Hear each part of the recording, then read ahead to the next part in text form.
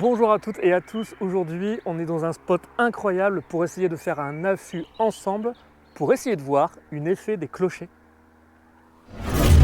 Mais vous allez voir que ça s'est pas réellement passé comme ça, mais il s'est passé quelque chose d'extraordinaire.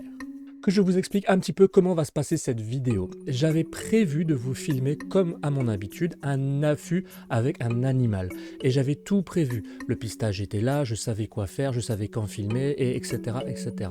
Mais malheureusement ça fait plus de 6 mois que j'essaye de faire cette vidéo et je n'arrive pas à photographier les frais des clochers. Je n'y arrive pas. À chaque fois que j'essaye de faire cet affût, ça ne fonctionne pas. J'ai fait ça pendant plus de 6 mois. Mais vous imaginez bien que si je suis en train de vous dire ça, c'est qu'il s'est passé quelque chose qui mérite votre attention.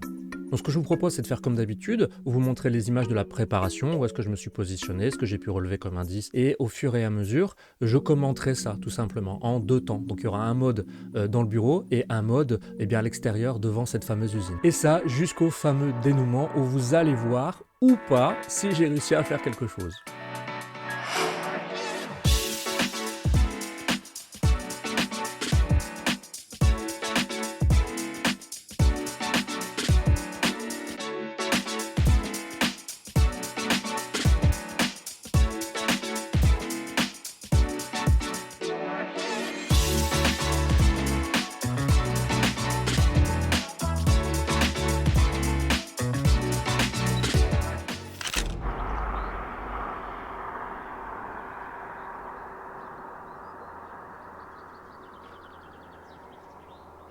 Ici, j'ai déjà aperçu plusieurs fois les frais des clochers juste derrière moi et je me suis dit qu'il fallait que j'essaye de faire quelque chose parce que c'est vraiment un endroit, je trouve, incroyable pour les photographies. Vous avez vu, c'est un peu particulier pour faire des photos. Il y a cette grande usine, moitié désaffectée, moitié un musée, je crois. Et de l'autre côté, il y a des habitations juste en face de moi avec une route juste derrière. Beaucoup de passages de voitures. C'est vraiment un peu particulier. C'est la première fois qu'on va essayer de faire ça. Donc, je vous montre la zone ici. Je l'ai déjà vu une première fois ici.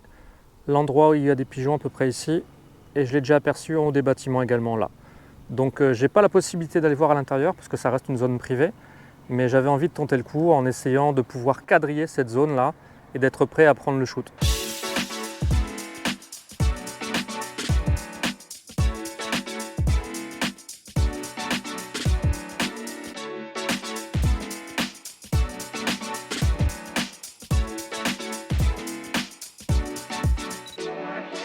Donc je pense très sincèrement que la meilleure chance pour pouvoir réussir à la photographier, c'est de se poster à l'intérieur de la voiture, en face, et espérer qu'elle se montre aux 3 endroits où je l'ai vue il n'y a pas si longtemps que ça.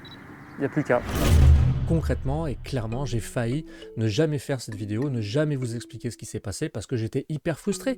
Ne jamais voir l'animal qu'on a envie d'observer et de photographier au moment où il le faut. Donc j'avais systématiquement mon appareil photo à côté de moi quand j'étais dans la voiture et je m'arrêtais des fois 10 minutes, 15 minutes, 20 minutes, mais j'avais pas le temps de passer plus de temps que ça. Réellement faire des affûts, je crois que j'en ai fait que 3 fois, des gros affûts de 2 à 3 heures. Mais forcément en hiver, quand vous passez à 17 heures, il fait déjà noir et puis vous avez que la lumière des routes, des rues, c'est pas très joli, ça fait pas des jolies photos, donc je m'arrêtais pas spécialement, je regardais juste si je la voyais.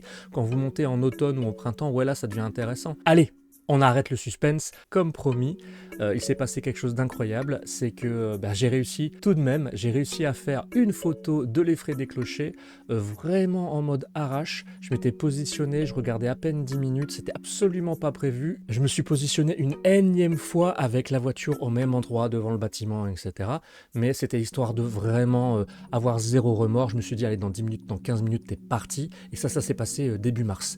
Et j'ai commencé donc à me positionner, je préparais mon appareil, et je me positionnais comme ça, puis j'attendais. J'étais même limite, il me semble, devant mon téléphone, tellement j'y croyais pas. Et là, en fait, j'ai même pas eu le temps de dire ouf. J'ai tourné la tête et là je l'ai vu exactement à l'endroit où je l'avais rêvé, sur ce bord de fenêtre là avec les vitres cassées, et j'ai même été incapable de paramétrer quoi que ce soit. J'étais en 150 mm, je serais incapable de vous dire d'ailleurs les exifs. J'ai eu à peine le temps de faire la mise au point, de déclencher une rafale que l'animal est déjà parti. Et pour tout vous dire, sur la rafale de 12 photos, j'en ai qu'une seule. une seule qui a réussi. Et c'est celle que je vais vous montrer dans cette vidéo.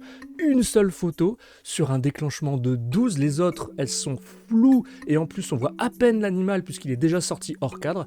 Enfin voilà, stupéfait. Et j'étais tellement effrayé d'avoir loupé ça que j'étais tellement ravi de rentrer à la maison, de faire un petit peu le dérochage, de regarder toutes ces photos et ça y est, il y en avait une.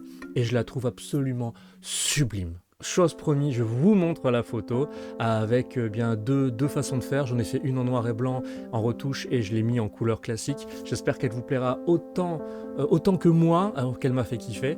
Et je vous dis à très bientôt. Merci Dame Nature, merci les frais des clochers. À très bientôt, Nicolas Faune vous remercie. Ciao.